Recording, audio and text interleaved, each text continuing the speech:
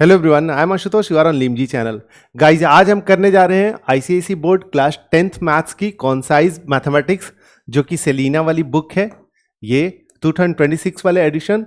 इसका हमने चैप्टर 1 में आज कर रहे हैं टेस्ट योरसेल्फ। इसका एक्सरसाइज 1A और 1B मैंने ऑलरेडी करा रखा है, बस बच गया था ये टेस्ट योरसेल्फ। तो आज इसको भी चलो मिलकर करते हैं खत्म, ठीक है। क्वेश्चन नंबर 1 का ए, और retailer purchase an item for ₹8,000 from a wholesaler and sells to a customer at 15% profit. The sales are interest-rate and the rate of GST is 10%. The amount of GST paid by the customer is. क्या कह रहा है guys? एक wholesaler है, उससे कोई article एक retailer खरीद रहा है और उस आर्टिकल को रिटेलर अगेन किसी कस्टमर को बेच दे रहा है, ठीक है। यही हो रहा। क्वेश्चन में क्या पूछ रहा? The amount of GST paid by the customer is. हमें तो जीएसटी निकालना है, तो सबसे पहले बात है कि हमें निकालना क्या है, तो जीएसटी निकालना है। किसके लिए निकालना है, कौन पे किया, कौन सा जीएसटी निकालना है, तो जीएसटी हमें निकालना है जो जीएसटी पेड बाय कस्टमर। तो गाइज, हमें यहां ये जो ट्रांजैक्शन हो रहा है इसके लिए जीएसटी निकालना है, ठीक है। ठीक है, अब हमें कस्टमर का जीएसटी निकालना है, तो उसके लिए क्या क्या इंफॉर्मेशन चाहिए? एक तो कस्टमर का कॉस्ट प्राइस चाहिए, दूसरा जीएसटी का रेट चाहिए, ठीक है ना। तो गाइस, जीएसटी का रेट तो पता है तुम्हें कि जीएसटी का रेट है 10%, लेकिन कॉस्ट प्राइस नहीं पता है। चलो पता करते हैं। तो गाइस देखो, रिटेलर किसी आर्टिकल को कस्टमर को बेच रहा है, तो जो रिटेलर का सेलिंग प्राइस होगा वही कस्टमर के लिए कॉस्ट प्राइस होगा। यानी कि रिटेलर जितने में बेचेगा उतने में ही ना खरीदेगा। कस्टमर मतलब कि तुम हो गए, तुम ये जा रहे हो सेलिना वाली बुक खरीदने जा रहे हो, तो अगर तुमको रिटेलर 500 में दे रहा है तो तुम 500 में खरीदोगे, अगर तुम्हें 600 में देगा तो तुम 600 में खरीदोगे। तो जो इसका सेलिंग प्राइस होगा वही इसका कॉस्ट प्राइस होगा। तो इसका सेलिंग प्राइस निकालने के लिए आओ देखते हैं कि क्या क्या दिया हुआ है। तो देखो, तो retailer purchase an item for ₹8,000। Retailer का कॉस्ट प्राइस दिया हुआ है राइस, कितना दिया हुआ है? 8,000, ठीक है। तो इसका तुम सेलिंग प्राइस निकाल सकते हो। सेलिंग प्राइस निकालने के लिए क्या होता है? Formula cost price plus profit, ठीक है। कॉस्ट प्राइस है ₹8,000 और प्रॉफिट है तुम्हारा, देखो तो कितने प्रॉफिट पे बेच रहा है? 15% के प्रॉफिट पे। यानी कि जो रिटेलर जितने में खरीदा है 8,000 में, उसमें 15% ज्यादा पे कस्टमर को बेच रहा है। तो प्लस 15% ऑफ ₹8,000।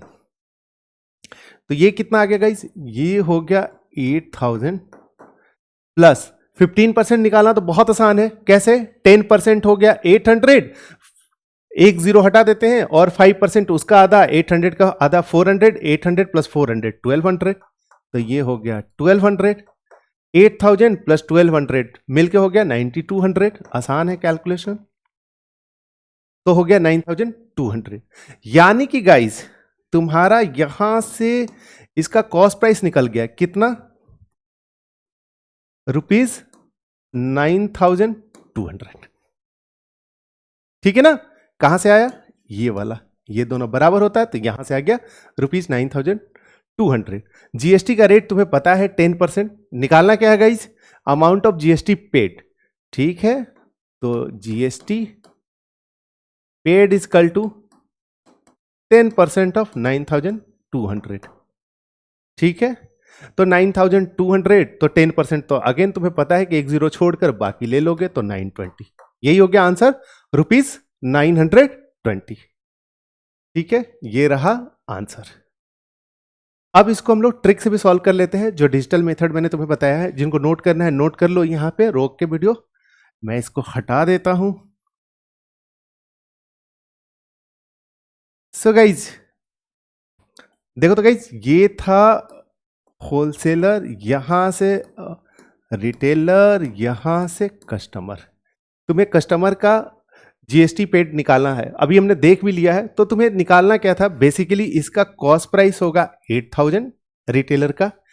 इसमें अगर 1 प्लस 15% या 1.15 कर दोगे, ठीक है ना, दोनों में से परसेंटेज प्रॉफिट निकालना जानते होगे। तो देखो गाइज, ये था रिटेलर का कॉस्ट प्राइस, सीपी किसका, सॉरी रिटेलर का। यहां से यहां तक आ गया सेलिंग प्राइस रिटेलर का या कॉस्ट प्राइस कस्टमर का।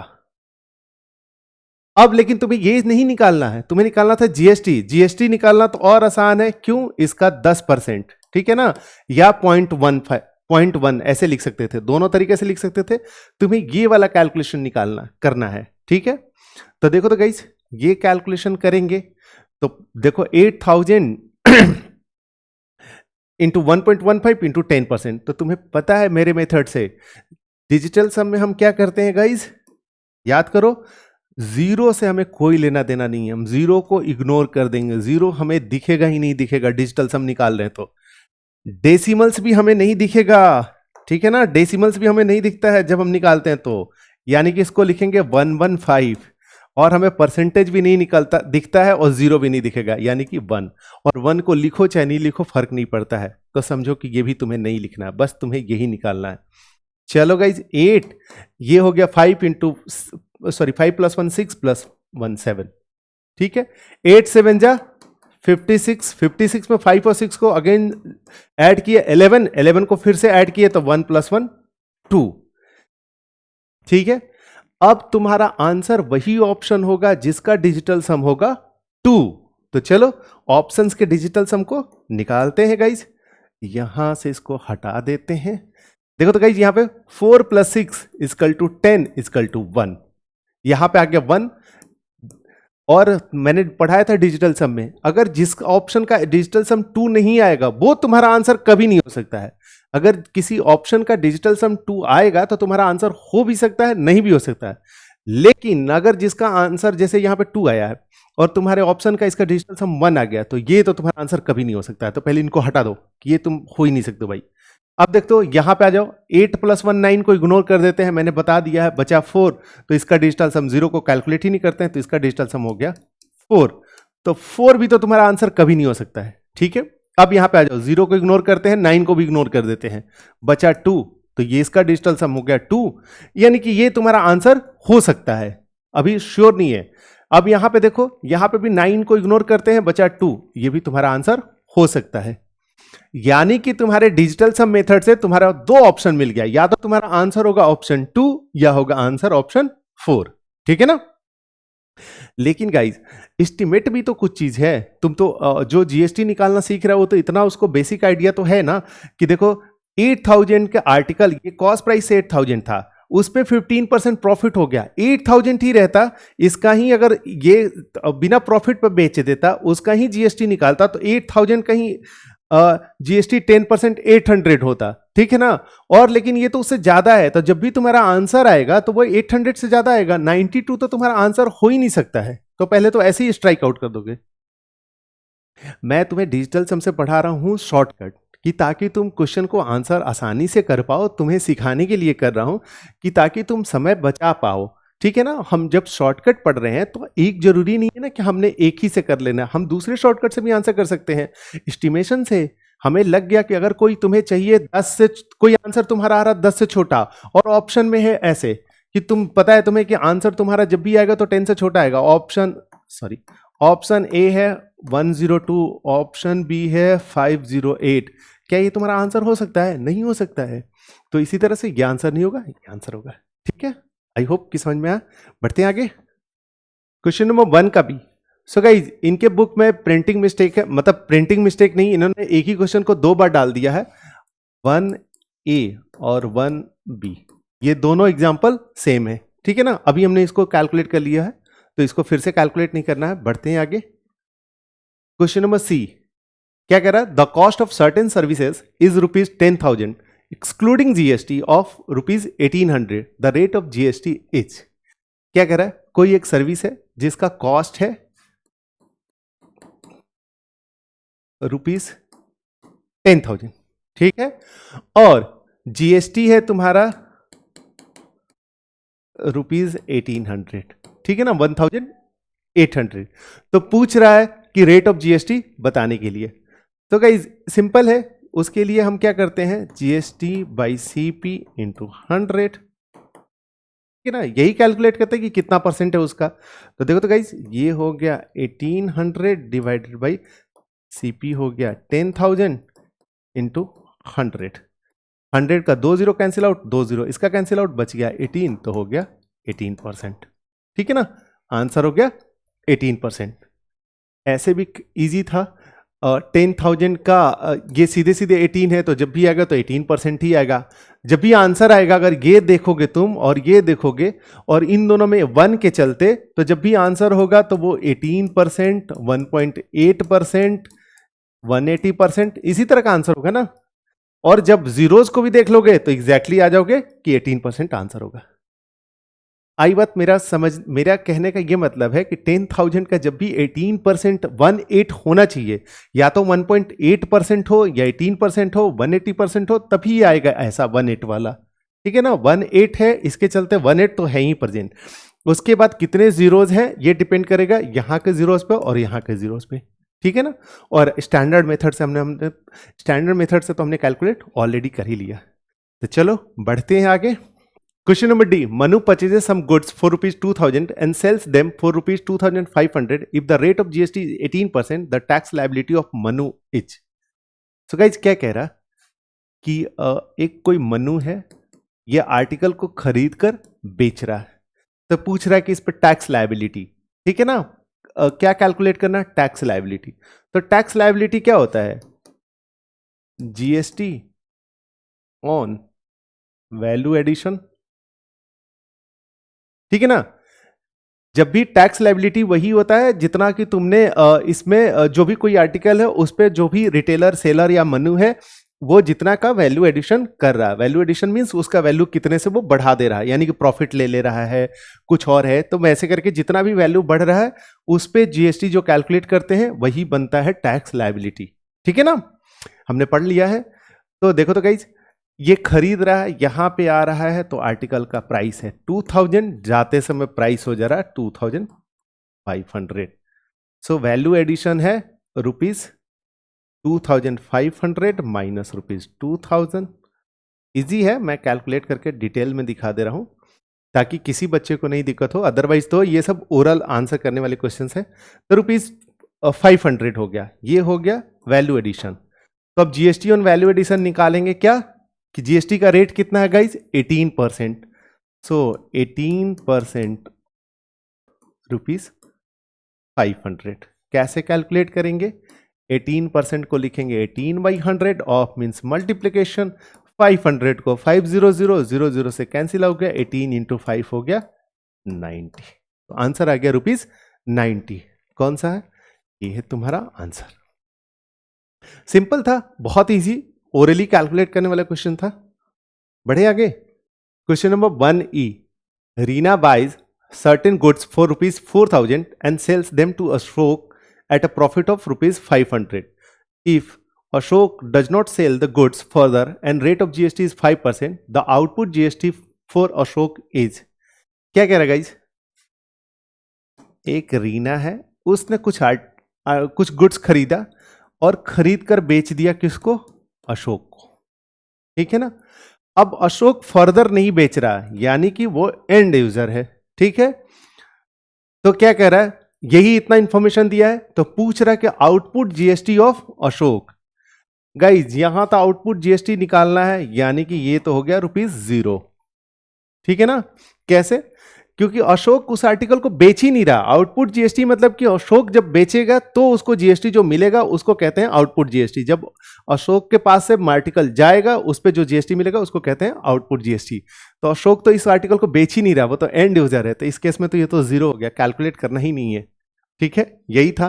Question number F. The mark price of an article is ₹1,000 which is available at a discount of 20% with GST rate 12%. Assertion.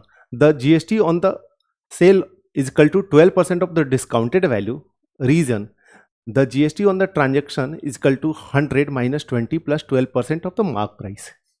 क्या कह रहा है गाइज, एक कोई आर्टिकल है, उसका मार्क प्राइस दिया हुआ है ₹1,000। ठीक है ना। अब उस पर कुछ डिस्काउंट है, डिस्काउंट परसेंट है 20%। ठीक है, और जीएसटी का रेट है 12%। इतना इंफॉर्मेशन देखो दिया हुआ है ना। अब चलो असर्शन पढ़ो, क्या कह रहा है कि the GST on the sale is equal to 12% of discounted value. सही है ये, क्यों? क्योंकि जीएसटी का रेट है 12%, तो 12% ही होगा जीएसटी। और किसका 12% होगा? डिस्काउंटेड वैल्यू का, मार्क प्राइस का नहीं। जिस प्राइस पर सेल होगा तो मार्क प्राइस में से डिस्काउंट अगर सब्ट्रैक्ट कर दोगे तो वही होता है डिस्काउंटेड वैल्यू। डिस्काउंटेड वैल्यू ही मतलब होता है सेलिंग प्राइस, ठीक है ना? यानी कि तुम्हारा जो असर्शन है वो है ट्रू। अब आते हैं रीजन पे। क्या कह रहा? The GST on the transaction is equal to 100 minus 20 plus 12% of mark price. क्या कह रहा? कि जो तुम्हारा जीएसटी होगा वो 100 minus 20 plus 12% of mark price होगा। क्या ऐसा होगा क्या? आओ देखते हैं। तो मार्क प्राइस से तुम जब सेलिंग प्राइस निकालोगे तो ये क्या होगा? Mark price minus mark price का 20% जो डिस्काउंट परसेंट होता है, ठीक है ना? और सॉरी, ऐसे मत लिखो, ऐसे लिख दो पूरा, क्योंकि तुम्हें कैलकुलेट थोड़ी ना करना है, तुम्हें तो सिर्फ परसेंटेज निकालना है। तो तुम्हारा सेलिंग प्राइस क्या हो गया? मार्क प्राइस 1 माइनस 20%, ठीक है ना? ये हो गया तुम्हारा सेलिंग प्राइस। अब तुम्हें निकालना, ये कह रहा है जीएसटी का कैलकुलेशन। तो जीएसटी जो तुम्हारा होगा वो होगा, जीएसटी का रेट है 12%, तो 12% ऑफ सेलिंग प्राइस और डिस्काउंटेड वैल्यू, इसको दोनों बोलते हैं, दोनों में से कोई लिख सकते हो, is equal to 12% of means multiplication into MP into 1 minus 20%। तो तुम्हारा जो जीएसटी कैलकुलेशन होगा वो ये होगा, लेकिन इन्होंने दिया है कि ये 100 माइनस 20 प्लस 12, क्या ये दोनों इक्वल होगा? ये इतना ऑफ मार्क प्राइस कह रहा है, इसका मतलब भी यही है, इस कैलकुलेशन का मतलब ये है 100 माइनस 20 80 प्लस 1 2, ये 92% ऑफ मार्क प्राइस है, यानी कि एमपी इंटू 92%, ठीक है ना? जैसे लिखना हो तो देखो तो गाइस, ये यहां इसको कैलकुलेट करोगे तो ये आया एमपी इंटू 12% इंटू 1 माइनस 20%। ये दोनों 92 के इक्वल आएगा क्या? नहीं आएगा, इसीलिए ये गलत है, ठीक है ना? ये तो यहीं से दिख रहा था, लेकिन जिनको कंफ्यूजन होगा, जिन बच्चों को, देखो गाइज, पढ़ते समय कोई टेंशन नहीं होना चाहिए। पढ़ते सीखते समय सपोज किसी बच्चे को यहीं से समझ में आएगा, कोई बात नहीं है। तुमको नहीं समझ में आया, तुम पूरा करो, मेहनत करोगे तो तुम एक दिन फिर ठीक आ जाओगे। जब पूरा प्रॉब्लम कर लोगे, फिर से रिवाइज कर लोगे, तो देखना तुमको बहुत अच्छे से आने लगेगा। फिर बाद में तुमको हंसी भी आएगी, करे इसमें भी फंस जाता था। तो इट्स ओके अगर तुम इसमें फंस जाते हो तो, ठीक है गाइस? तो देखो, ये इसके बराबर नहीं है, मैंने इसका पूरा कैलकुलेशन करके दिखा दिया, यानी कि तुम्हारा रीजन ट्रू नहीं है। तो जो तुम्हारा आंसर होगा, assertion is true, reason is false, ठीक है ना? यही होगा option true. Question G, for a trader X, the GST paid is rupees 600 and GST collected is rupees 720. Assertion: or GST paid by traders to the government is rupees 120. Reason: the GST deposited with the government is equal to output tax minus input tax is equal to GST collected minus GST paid. ठीक है guys? क्या कह रहा कि एक trader है X, कोई article खरीद रहा है, कोई फिर उस आर्टिकल को बेच रहा है, ठीक है ना? तो क्या कह रहा कि जीएसटी कलेक्टेड, यानी कि यहां पे इसका जीएसटी है रुपीज 600 और यहां पे जीएसटी है रुपीज 720, है ना? दिया हुआ है। अब क्या कर रहा? Assertion: GST paid by traders to the government is rupees 120। तुम्हें पता है कि ट्रेडर एक्स है, ये आर्टिकल खरीद रहा है, तो सपोज इसका जो कॉस्ट प्राइस होगा वो अलग होगा। रुपीज 800 में सपोज खरीद रहा होगा, उसको 900 में बेच रहा होगा, तो इसको जो प्रॉफिट होगा वो रुपीज 100 का होगा। और यहां पे इस पे जब बेच रहा होगा तो जीएसटी कलेक्ट किया होगा रुपीज 600। मैंने इसी एग्जांपल दिया, जीएसटी का रेट नहीं दे दिया, नहीं तो गलत हो जाएगा मैथमेटिकली, ठीक है? तो सपोज जीएसटी कलेक्ट करा 600 और जीएसटी पे करा 600, जीएसटी कलेक्ट करा 720, जो इनका डिफरेंस हो गया 120। ये कोई ट्रेडर नहीं रखता है, ये जीएसटी इनको डिपॉजिट करना रहता है गवर्नमेंट ऑफ इंडिया को, ठीक है ना? या मतलब उसके अकॉर्डिंग स्टेट और सेंट्रल गवर्नमेंट दोनों डिवाइड करते हैं, मतलब गवर्नमेंट को पे करना रहता है, ठीक है? तो क्या कह रहे हैं? GST paid by traders to government is equal to rupees 120। True है, जो गवर्नमेंट को पे करेगा वो क्या होता है? Output GST minus input GST. तो 720 माइनस रुपीज 600 सब्ट्रैक्ट करोगे तो आएगा रुपीज 120। तो ये तो असर्शन तुम्हारा ट्रू है। रीजन क्या कह रहा कि output tax minus input tax, GST collected minus GST paid, जो गवर्नमेंट को देगा वो इसके बराबर होगा, ठीक है ना। GST deposited with the government is equal to output tax minus input tax, GST collected minus GST paid. तो सही है, ये भी तो यही तो हमने कैलकुलेट किया है। तो इस केस में असर्शन भी ट्रू है, रीजन भी ट्रू है, तो दोनों ट्रू है, both A and true, R is the correct reason for A, third answer. ठीक है ना, बढ़े आगे। H, the invoice value of toy is ₹4,220 and the rate of GST is 5%। Statement 1, GST paid is equal to 5% of ₹4,220. Statement 2, the taxable value of toy is equal to 100 divided by 105, ₹4220. So guys, क्या कह रहा, एक बात ध्यान रखना, invoice value वो होता है जिस पे इनवॉइस बनता है, यानी कि ये समझ लो एक तरह से सेलिंग प्राइस है। ठीक है ना, सेलिंग प्राइस है, डिस्काउंटेड वैल्यू को ही बोलते हैं इनवॉइस वैल्यू। कितना दिया हुआ है, ₹4,220। ठीक है ना। क्या कह रहा है, पहले स्टेटमेंट 1 क्या है, रेट ऑफ जीएसटी कितना है, 5%। स्टेटमेंट 1 क्या कह रहा है, GST paid is equal to 5% of ₹4,220। True है, ये सेलिंग प्राइस है तुम्हारा, उस पर तुम 5% जीएसटी पे कर दोगे तो वही होगा जीएसटी पेड। तो स्टेटमेंट 1 ट्रू है। ठीक है ना। आते हैं स्टेटमेंट 2 पे, क्या कह रहा है, the taxable value of the toy is, नहीं गाइज ये तो फॉल्स है, टैक्सेबल वैल्यू तो सीधे सीधे होगा ₹4,220 जो दिया हुआ है, जो दिया हुआ है गाइज यही है सेलिंग प्राइस या डिस्काउंटेड वैल्यू। ठीक है ना, और टैक्सेबल वैल्यू जो कह लो इसको। ठीक है ना, तो टैक्सेबल वैल्यू जो है जिन पे टैक्स लगेगा वो है ₹4,220। ठीक है, बढ़िया आगे। आई, a dealer in Indore, MP sells goods worth ₹75,000 to dealer in Jaipur, Rajasthan, and the rate of GST is 18%. Statement 1, the CGST share of Rajasthan is 9% of ₹75,000. Statement 2, in interstate transaction, GST is 18% of the whole transaction.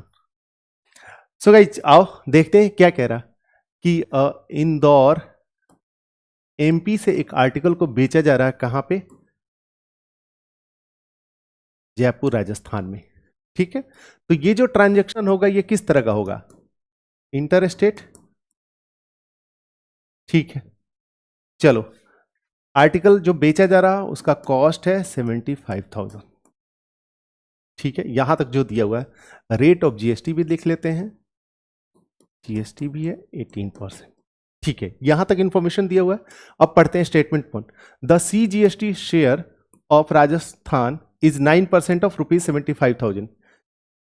ये statement true है कि false है, false है guys. यहां पे जो transaction है वो इंटर स्टेट है, इंटर स्टेट के केस में जितना भी जीएसटी होता है सारा का सारा होता है IGST, तो ये तो स्टेटमेंट फॉल्स है।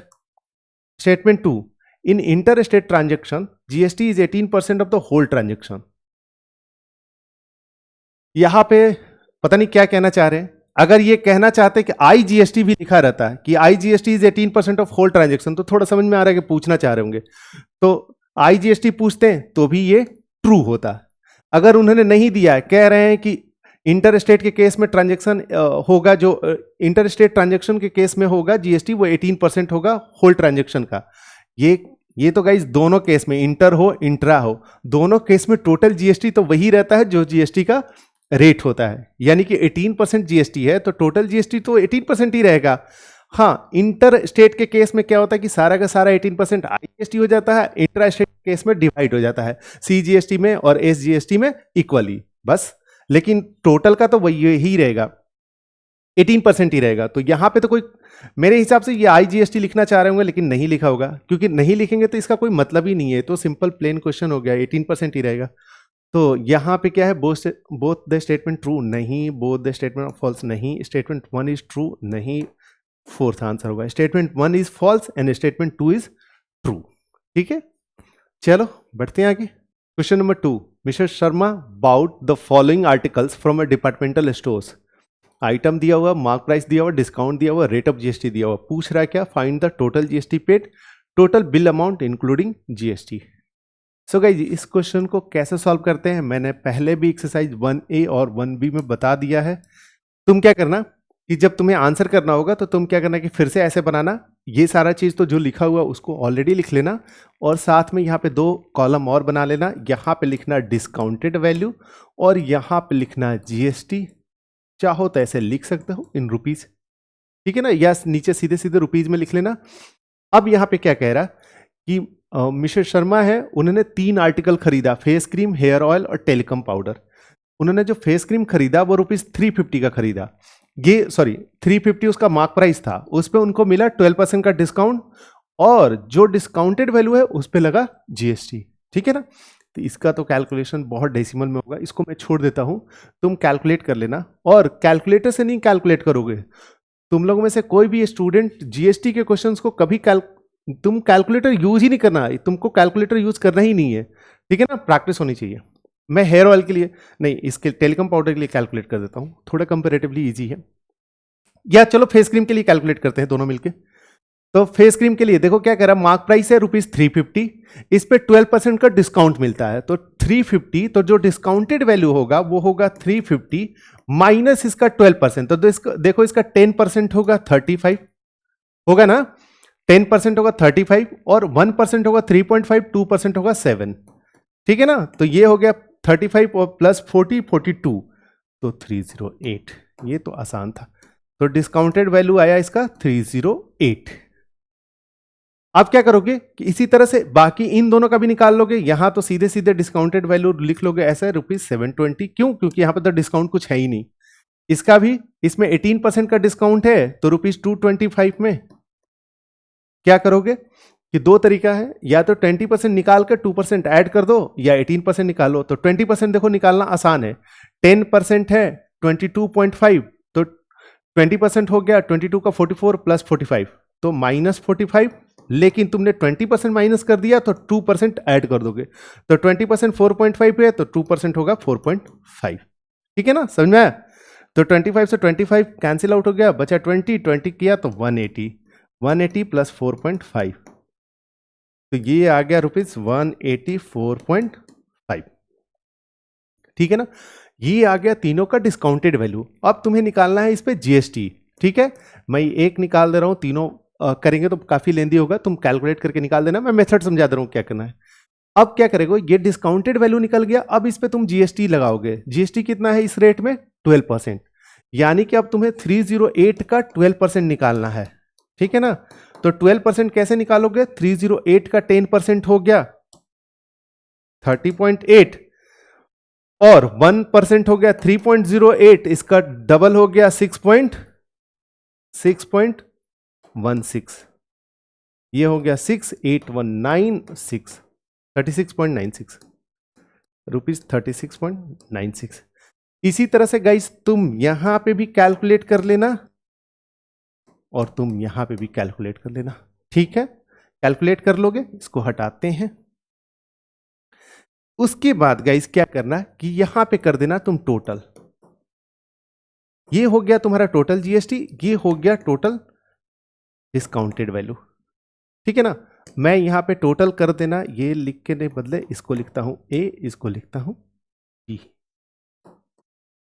अब आ जाओ, क्वेश्चन में क्या पूछ रहा है, टोटल जीएसटी पेड, तो यहां पे आंसर होगा बी। ये जो जीएसटी है इसी को यहीं पे टोटल करना है, यहां पे टोटल लिख के टोटल कर देना, या नहीं तो यहां पे ऐसे कॉलम भी बना सॉरी रो बना दोगे, और तब यहां पे लिख दोगे, यहां पे ऐसे टोटल, और तब ऐसे लिख दोगे, ठीक है ना। तो यहां पे भी लिख सकते हो, नहीं तो फिर अलग से लाइन लिख कर लिख दोगे कि टोटल जीएसटी इक्वल टू, इन तीनों को दिखा दोगे और अलग अलग दिखाकर, जैसे ये प्लस ये जीएसटी जोड़ दोगे, ठीक है। वहां पे डिस्काउंटेड वैल्यू में भी ऐसी तीनों को जोड़ दोगे। तो देखो आंसर में गाइज अगर फर्स्ट का आंसर निकालना है तो तुम्हारा जो आंसर होगा बी, ये तीनों को जो ऐड करोगे जो आंसर आएगा वही तुम्हारा आंसर होगा। और सेकंड वाले केस में टोटल बिल में क्या करोगे, यहां पे आंसर आएगा ए प्लस बी, ठीक है ना, ये प्लस ये। तो इसको निकालने के लिए ए बी अलग अलग, इन सबको एक साथ नहीं जोड़ना, पहले इन तीनों को निकाल लेना, लिखना कि सम टोटल डिस्काउंटेड वैल्यू, फिर टोटल जीएसटी, और तब उनको ऐड करना, मतलब ए निकाल लेना, बी निकाल लेना, तब ऐड कर लेना, ठीक है ना। चलो ऐसे ही निकालना था, ये बढ़ते हैं आगे। Question number 3, Ashraf went to see a movie. He wanted to purchase a movie ticket for ₹80. As the ticket for the ₹80 was not available, he purchased a ticket for ₹120 of upper class.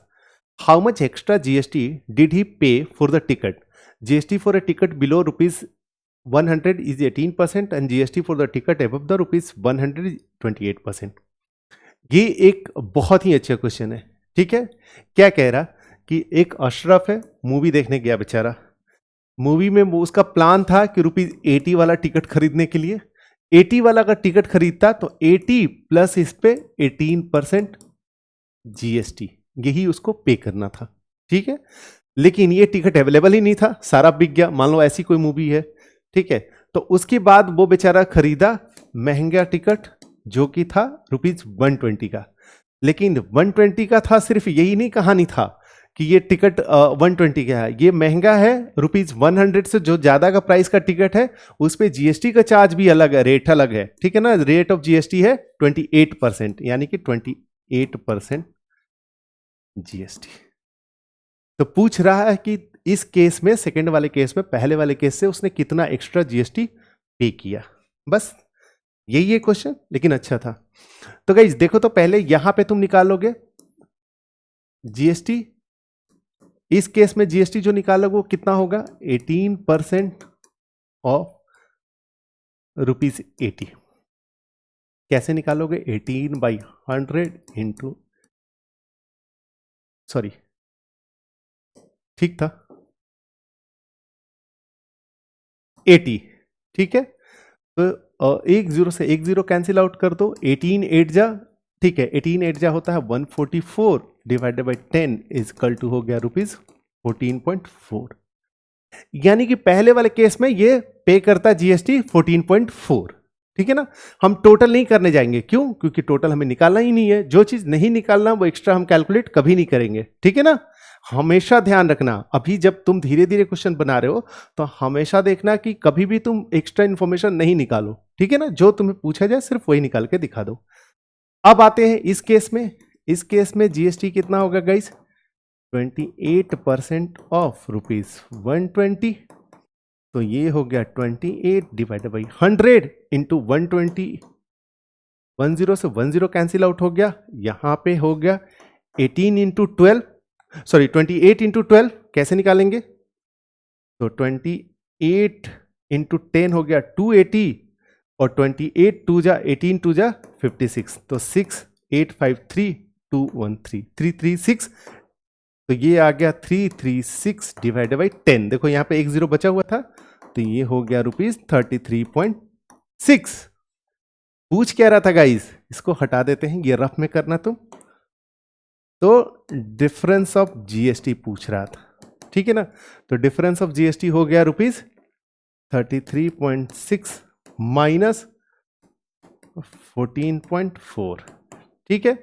0.23 2 minus 1 1 19.2, ठीक है ना। सही है ना, calculation सही होना चाहिए। तो यही था।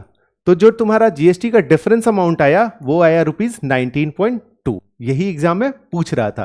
पूछ रहा था क्या कि उनका जो डिफरेंस है, how much extra GST did he पे। तो उस केस में वो ₹14.4 पे करता, अब लेकिन उसको ₹19.2। एक तो टिकट का प्राइस महंगा हो गया, कितना? ₹40 बेचारे के लिए, और साथ में ₹19.2 उसको एक्स्ट्रा जीएसटी भी पे करना पड़ा, ठीक है ना। चलो बढ़ते हैं आगे। Question number 4। और shopkeeper sells an AC to Miss Alka for ₹31,200 including GST at the rate of 28%. If the shopkeeper and Miss Alka both are from the same city, find for the shopkeeper total amount of GST, taxable value of AC, amount of CGST, amount of SGST. So guys क्या कह रहा है कि एक AC को एक shopkeeper miss Alka को बेच रहा है। कितने में बेच रहा है गाइस? ₹31,200 में। और जो जीएसटी का रेट है वो तुम्हें दिया हुआ है 28%। और ये जो है ये सेलिंग प्राइस नहीं है, ये इनवॉइस का प्राइस है, यानी कि इंक्लूडिंग जीएसटी है, ठीक है। तो कैसे कैलकुलेट करोगे? क्या क्या कैलकुलेट करना है तुम्हें? जीएसटी कैलकुलेट करना है तुम्हें, टैक्सेबल वैल्यू ऑफ एसी निकालना है, सीजीएसटी, एसजीएसटी, ठीक है। तो सब कुछ निकालना ही है।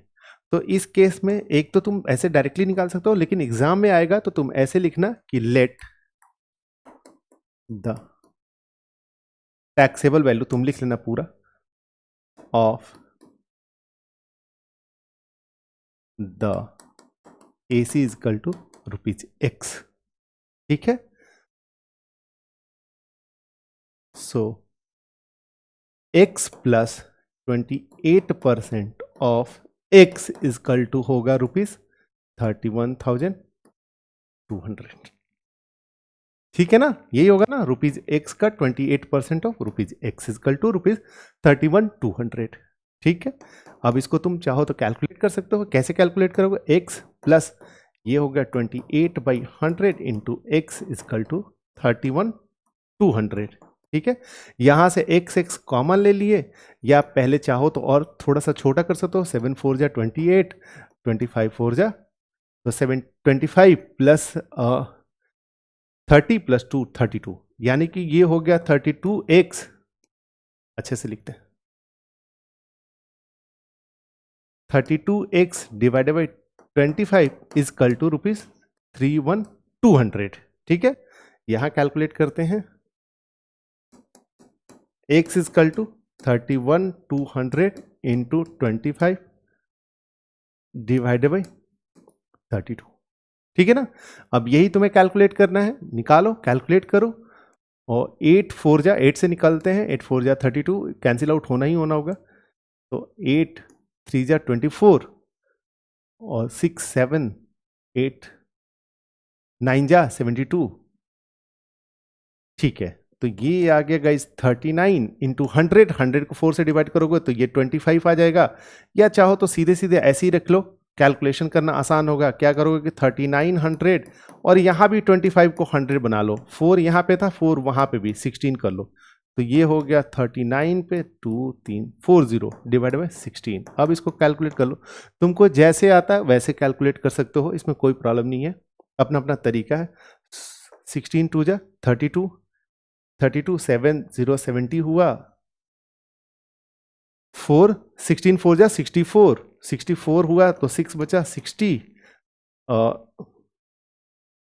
3 जा 48, यहां से 12 0 7 जा 12 8 85। ठीक है, तो ये आ गया ₹24,375। ठीक है ना, तो ये क्या आया गाइज? ये x का वैल्यू आ गया यहां पे, इसीलिए x इजकल टू, ये x इजकल टू था गाइज। ठीक है ना, ये मैंने कैलकुलेशन में थोड़ा लिख दिया सारा। ये था तुम्हारा x is equal to, x is equal to, x निकल गया 24,375। ठीक है, तुमको जैसे कैलकुलेशन आता है, मेरी कैलकुलेशन उतनी अच्छी नहीं है, तुम्हारी अच्छी होगी तो तुम अच्छे से कैलकुलेट कर लोगे। तो ये हो गया कि ₹24,375। क्या निकाला तुमने? टैक्सेबल वैल्यू, यानी कि तुमने ये निकाल दिया, ये आ गया ₹24,375। अब क्या निकालना है तुम्हें? Total amount of GST. ये सब हटा दूं, जिनको नोट करना है नोट कर लो। अब तो जीएसटी निकालना है, तो जीएसटी को अगेन तुम परसेंटेज से नहीं निकालना। ठीक है ना, अब कैसे निकालोगे? GST is equal to 31,200 minus, देखो तो वो टोटल जीएसटी के साथ अमाउंट था, ये जीएसटी के बिना है, इसको सब्ट्रैक्ट कर दो। कितना गाइज? 24,375। ठीक है ना, 0 माइनस 5 5 9 2। ठीक है, 1 11 8 0 10 6 2 2 2। ठीक है, ₹6,825। कैलकुलेशन होगा तो मिस्टेक होगा तो इग्नोर करना, लेकिन मेरे हिसाब से ठीक है, सही निकाला मैंने। तो जीएसटी आ गया ₹6,825। तो ये जो क्या आ गया, ये तुम्हारा आ गया amount of, total amount of GST. इसको भी हटा दूं? ठीक है, ये तो कैलकुलेशन था, ये आ गया गाइज, ये ₹6,825। अब तुम्हें निकालना है सीजीएसटी एसजीएसटी। तो सीजीएसटी इक्वल टू लिखोगे कि जीएसटी डिवाइडेड बाई 2, आधा सीजीएसटी होता है आधा एसजीएसटी होता है। ठीक है, या ऐसे लिख सकते हो कि 28% इक्वल टू ये 14% ये, जैसे भी लैंग्वेज में लिखना है लिख लो। ये आ गया 6825 डिवाइडेड बाई 2, 3412.5। ठीक है ना, आ गया ₹33,412.5। एस जीएसटी भी होता है इज इक्वल टू लिखोगे कि C GST is equal to ₹3,412.5। ठीक है ना। तो इस तरह से हमने चारों वैल्यू निकाल लिया। यही था तुम्हारा कैलकुलेशन। अच्छा क्वेश्चन था। Thank you guys. Question number 5 से लेकर 10 तक करते हैं हम लोग नेक्स्ट सेशन में।